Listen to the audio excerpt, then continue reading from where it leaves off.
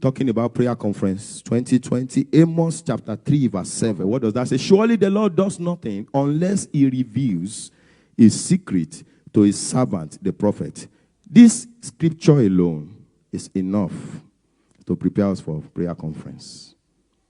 When you are coming for a meeting like prayer conference, what you have settled with God to reveal it to you is crucial to what you will experience when you come.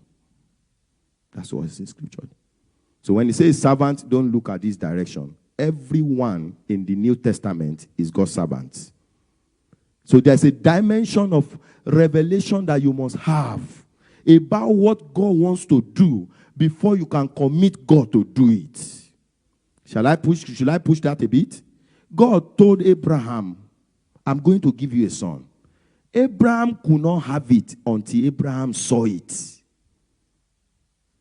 So between now and before Thursday evening, make sure you see the things that you want God to do for you in prayer conference 2020.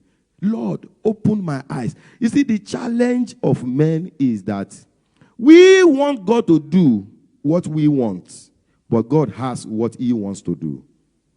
When you know what God wants to do, you have positioned yourself for God to encounter you. What is it that God has in mind for you in prayer conference 2020? It is your responsibility. But I give a bit of what I have received. What has God ordained to do in prayer conference 2020? Number one is the place where he wants to draw us to himself so that he can minister to us. The place where he wants to draw us to himself. He wants to draw us to himself so that he can minister to us. Somebody say, do it, Lord. You find that in Exodus chapter 3 verse 1. I will just give this in point. So prayer conference 2020 is the mountain where God wants to draw you and I to himself so that he can minister to you. So above all, when you are come principally because you want to draw closer to him. When you do that, you find him drawing closer to you. Hallelujah. Number two thing, and I will leave that for time. So read Exodus chapter 3, and you will find so many things there. Exodus chapter 3, because as God, let me give this. As God draws you close to himself, there will be angelic encounters. There will be what? Angelic encounters. B, there will be the voice of God. There will be what?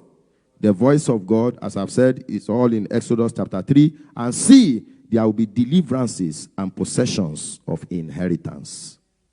There will be deliverances, there will be possessions of inheritance. But the first thing is that drawing close to God, and then every other thing will be released. Number two, what will God be doing in prayer conference? He wants to subdue the land before you. Somebody say, do it, Lord. So that you can enjoy the fruits of the land. God wants to subdue the land before you. He didn't bring you here to join the wagon. He wants to subdue the land. He wants to break the land. He wants to open the land for you so that you can enjoy the fruits of the land. Joshua chapter 18, verse 1. Hallelujah. I pray that the Lord King of Glory will do this in Jesus' name. And when the land is subdued, what will happen to A? There will be the revelation of what is denied or delayed in your life. When the land open up, you will see what had been denied. You will see what had been delayed.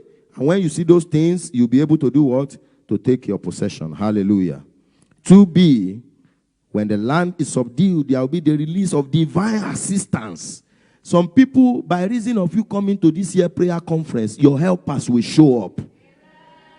The release of divine assistance and helpers for destiny fulfillment. Somebody say the release of divine assistance and helpers for destiny fulfillment is my testimony in this year's prayer conference in the name of Jesus. And finally, number 2C, when the land is subdued, there will be divine insights and instructions. This is very important. When you come, please be very sensitive and attentive, because there will be divine insight. Some people in the midst of prayer conference this year, suddenly your eyes will open. Suddenly your ears will open. Suddenly your heart will open. I said 3 things in a row. Eyes will open because you will see the invisible. Ears will open because you will see the inaudible. The heart will open because you will understand what ordinary people just say, wow, I never saw it that way. That's what will happen for you. In the name of Jesus. So there will be divine insight and instruction for success and victory. For success and victory. Hallelujah.